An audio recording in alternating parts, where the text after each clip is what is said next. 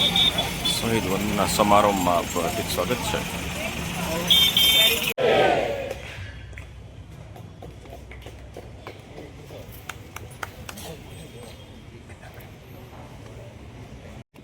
ચોપનમી પુણ્યતિથિ નિમિત્તે આયોજિત આજના શહીદ વંદના સમારોહમાં આપણી સૌની વચ્ચે ઉપસ્થિત તમામ મહેમાનોનું હૃદયપૂર્વક સ્વાગત કરું છું.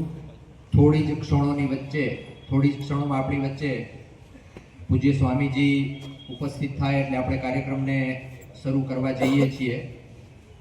ઉપસ્થિત મુરબ્બી અર્જુનભાઈ, બાપભાઈ, ઉપસ્થિત મહેમાનો અને સૌને વિનંતી કે તેઓ સૌ પ્રથમ શહીદ વીર નાગાર્જુન સિસોદિયાની છબીને પુષ્પાંજલિ કરી અને પછી દીપ પ્રાગટ્ય કરી અને મંચ ઉપર સ્થાન આપણી સૌની વચ્ચે પૂજ્ય સ્વામીજી ઉપસ્થિત છે ત્યારે આપણે સૌ તેમને તાળીઓથી આવકારીશું.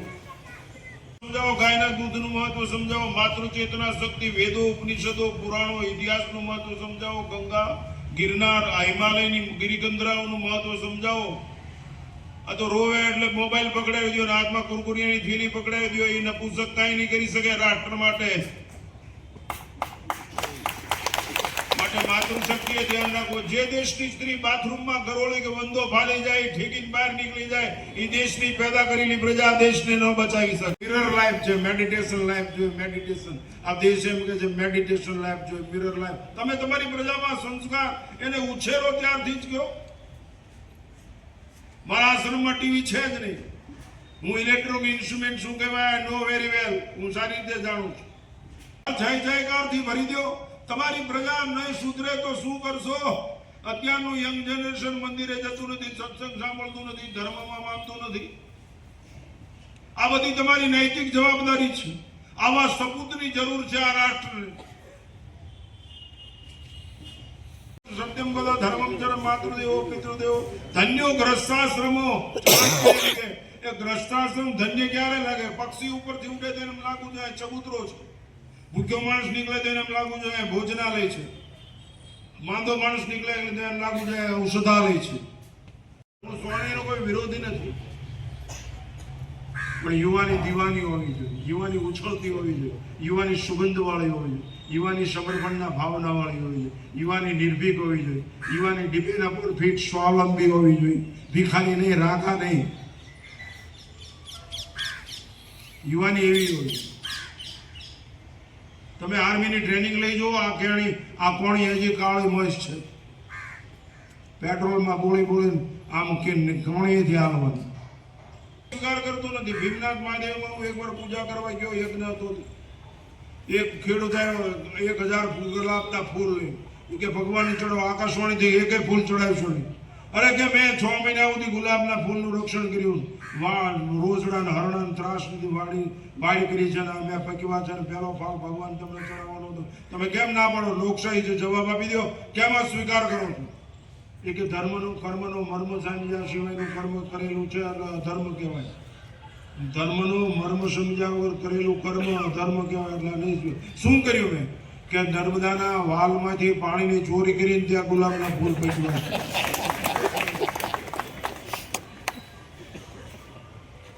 એટલે આ કુકર્મ કહેવાય.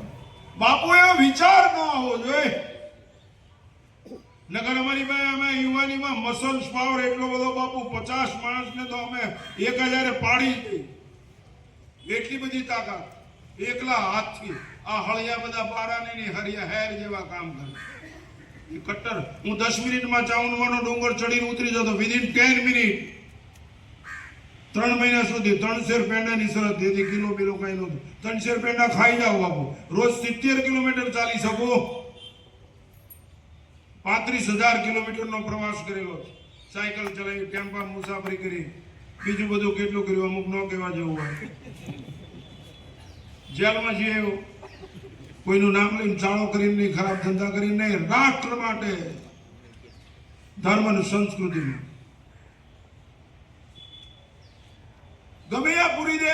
કોઈ પરવા નથી. ભારત ભૂમિ છે. જેલ હોય મહેલ હોય, અંદર એવું હમદર્દ છે. મર્દ છું, હમદર્દ છું. અમે રોજ ભારત માતાને દંડવત પ્રણામ કરીએ. માં હમ રહે યા ના રહે, मां हम रहे या ना रहे तेरा सुहाग सदा अमर रहे। मनुष्य तू बड़ा महान सीखो। આ તમન્નાની આ તડકોની જરૂર માટે યુવાન મિત્રોને વિનંતી છે, વ્યસનથી મુક્ત થાઓ. અત્યારે યંગ જનરેશન માવા બીડીયું અરે ઓલું બીજું કંઈક નીકળ્યું છે પાવડર, રાતના 12 વાગ્યા સુધી મોબાઈલ આમ કરતા એની બાપનો કે એની માનો 12માં 13માં તિથિ ગોતતો હોય એમની જેમ મોબાઈલ આમ કર્યા જ કરે, હરામણાની તિથિ ગોતતો હોય. શું જરૂર છે બાપુ? એ તમે સાધન છે, સાધના માટે મળેલું છે. આવા સાધન આપણી ઉપર કાબુ કરી લે. આપણી જિંદગીની અસર, આપણા મા બાપની કિંમત શું, આપણા શિક્ષણની કિંમત શું, આપણી માતૃભૂમિની માટીની કિંમત શું? શા માટે ભગવાનની પ્રસાદી લેવાથી, એક ગંગાજળ લેવાથી અકાળ મૃત્યુનું આપણે વિનાશ થઈ જાય એવું કરતા હતા. અકાળ મૃત્યુ હરણમ સર્વે, એવી સમજણ વાળો આ દેશ આજ મોબાઈલમાં. મોબાઈલ ખરાબ નથી, ઉપયોગ કરો, ઉપયોગ નહીં. સાધન કોઈ દિવસ ખરાબ, તમે કોઈ કઈ રોકી શકતા નથી. એ શા માટે રમી શકે? એટલી તમારી પાસે ખુમારી નથી. કઈ બીમારી તમને સતાવે છે? ક્યાં ભિખારી વેળા તમને? ભિખારી, ભિખારી, શિકારી, મનુષ્ય તરીકે શા માટે રમી શકે? સત્યની કથા કોઈ સાંભળી રાત્રે સાદી ક્યાં હતી કલાવતી? કોઈથી પૂછો તમારા છોકરાને કે 12 વાગ્યા સુધી ક્યાં હતો? ચાલો ઢંટોળો જાતને, પૂછો તમારી જાતને. નાગાર્જુન જોઈ છે એને જીવતો કરો, સદગુણથી જીવતો કરવા મહાપુરુષને આજ ભીષ્મ પ્રતિજ્ઞા લ્યો. અમે પોરબંદરની જનતા મોઢવાડિયામાં જન્મેલા ભારતીય સપૂતને ફરી જીવતો કરવા માંગી છીએ સદગુણના આધારે. અમે આનામાં જે સદગુણ હતા એ સદગુણને અમે અમારા જીવનની અંદર લાવીને પાછા જીવતો રાખશું. એ શ્રદ્ધાંજલિ સાચી. જેને બીજો વિચાર જ ન આવે, નો સેકન્ડ થોટ એટ ઓલ, દૂજો નહીં, મેરે તો ગિરધર ગોપાલ દૂસરા કોઈ બીજો વિચાર જ ન આવે. એક વાણીઓ આ જો કોઈ જ્ઞાતિ ઉપર નથી, આ તો દ્રષ્ટાંત છે. એક વાણીઓ તુલસીદાસજી મહાત્મા ભાઈ 29 દી જઈને બેઠો, મૂંગો બે. તુલસીદાસજી કે મૂંગો કેમ બેઠો? 29 દી થયા, તાર કઈ કામ છે? એ કે તમે ભગવાન રામ હારે વાત કરો છો તો મારે વાત કરી છે, એમાં બોલલે ગયે તો 29 દીથી મૂંગો શું કરે? તરત મ્યાનમાં તલવાર કાઢી. જો જાતિ ઉપર દ્રષ્ટા, આ તો સમજવા માટે છો, યાદ રાખજો. ઊંધું મારતું એ આમ તલવાર કાઢીને આલે કે લઈ જા. હવારમાં પાદરમાં મૂઠ ખોડી દેજે અને આ પીછી ઉપર જય શ્રી રામ કહીને પડજે એટલે ભગવાન હાજર. વાણીઓ તલવાર બડા થયા, રાયતો માંડ કાઢી.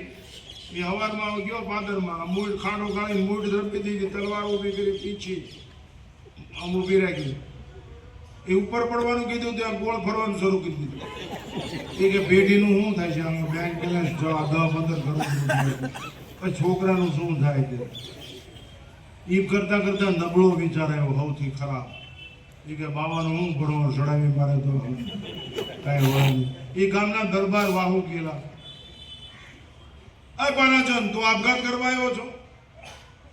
તને કોઈ ગાળ દીધી હોય, કઈ ઠપકો દીધો હોય, એની જીભ કાપી નાખો. આંગળી ચીંધી હોય ત્યારે આંગળી કાપી નાખો. તું મારા ગામનો નગર શેઠ છો, મારા ગામનું નાક છો. આપઘાત કે આપઘાત કરવાની છે? તુલસીદાસ બાપુએ કીધું છે જય શ્રી રામ કે નાની માત પડે ને ભગવાન પ્રસન્ન થાય. સાચું વાત કે તુલસીદાસ બાપુના સોગંદ બોલો પડબાને. એ દરબાર તરત કાંઈ પણ વિચારે કરે, ઘોડા હોય. બાપુ એક છાત્ર તો તે જ કહેવાય, એને અહીંયા સિસોદિયા જન્મે. એ ભેટ છોડીને નીચે ઉતરીને ભેટ છોડીને જય શ્રી રામ કહીને તલવાર ઉપર ભગવાન પ્રસન્ન. વાણીઓ કે હે બાપુ વજેશંગ બાપુ કોની હારે બોલો? હે બાપુ કોની હારે? એ પણ ભગવાન હારે વાત કરતા પછી ભગવાન અંતર ધ્યાન થયા પછી વાણિયાને કે શું કહેતો હતો? એ કે તમે કોની હારે બોલતા? એ કે જેને જોયું એ બોલે ને, જે બોલે એ જોતું નથી કે હું તને શું કહું. એમ આપણે કૂદી પડતા નથી. આ કૂદી પડ્યો સપૂત. 71ના યુદ્ધમાં અમે જોયેલું યુદ્ધ છે નજરે. અમે તો 65નું વોર જોયેલું છે ચાઇનાનું. આ દેશના સૈનિકો લાકડીથી લડ્યા છે, ગોદડા આડા ધર્યા છે ગોળીઓ સામે. તમે સાંભળો છો? હું 77 વર્ષનો છું, આ ધંધો કર્યો છે નાનપણથી. ગોદડા આડા ધર્યા. અમે ખટારામાં ગોદડા નાખ્યા, લાકડા નાખ્યા, પિસ્તોલ નતા હથિયારો. આ કૃષ્ણ અમે જીવન રાત અને દિવસ એક સરખું જીવ્યું છે. Open card life. એવું માતાઓ બનાવો જીવન સંતાનોનું.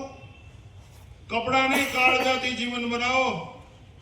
વ્રતમુક્ષોને વિનંતી છે તમારી પ્રજામાં એને બહાર કાઢો.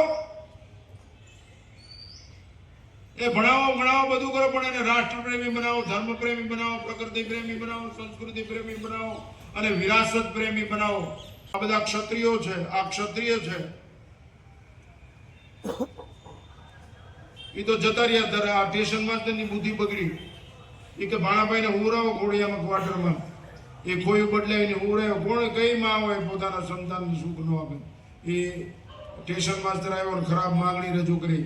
તો ઓલે બેને કીધું ક્ષત્રિયાણીની દીકરી બાપુ એને કોઠાવવું જોઈએ. એ કે અંદરિયા સ્ટેશન છે, કોક આવી જાય, હું બાયનું બંધ કર્યું એમ કરીને દોડમદર જઈને બહારથી હાંકા મારી દીધી. સ્ટેશન માસ્ટર અંદર પૂરી દીધું અને બારી આવીને ઊભી રહી ગઈ. સ્ટેશન માસ્ટર એટલો બધો હરામી ઓલા છોકરાને ઉપાડ્યો ખોયામાંથી અને ગળચી દબી. ખોલેશ કે ગળચી દબી મારી નાખું. કેવું તુમલિયું થયું છે એ તો એ માં જ વિચારી શકે. એ સ્ટેશન માસ્ટરે બાળકનું ગળચી દબી દીધી, મારી નાખ્યું. ઓલા પણ સિગ્નલમાં ગાડી અંદર નો આવે, સિગ્નલ પડીને કારણ કે સ્ટેશન માસ્ટર મરી ગયેલો, ઓલા પૂરી ગયેલો. એની અંદર પીએસઆઈ પોલીસને મોકલ્યા, સ્ટેશન ઉપર કઈ ગડબડ છે જાઓ જોઈએ. એ આવ્યા તો દોડમ પાછા ગયા કે વરસાબા અહીંયા છે, રોવે છે, બારી ઉભા છે. આ પીએસઆઈ એનો હગો ભાઈ એ એકદમ આવ્યો, આખી વાતને જાણી ગયો. એક જ પાટું મારીને ક્વાર્ટરનું બારણું તોડી નાખ્યું. સર્વિસ રિવોલ્વરમાંથી શૂટ કરીને સ્ટેશન માસ્ટર ન્યાયને ઢાળ દીધું. અરે 302 ફાંસીની સજા મળી જાય ભલે મળી જાય. વરસાબા તે અમારા કુળનો દીપક છો, તું અમારા કુળની દેવી છો. તે અમારા કુળની આબરૂને જીવંત રાખી, તે અમારા કુળને જીવંત રાખ્યું. વાહ, આ બીજો ઘણો મળશે ભગવાનની દયા છે તો. અને ગાડીને સ્ટેશનમાં લીધી. આજ હજી સમાધિ છે.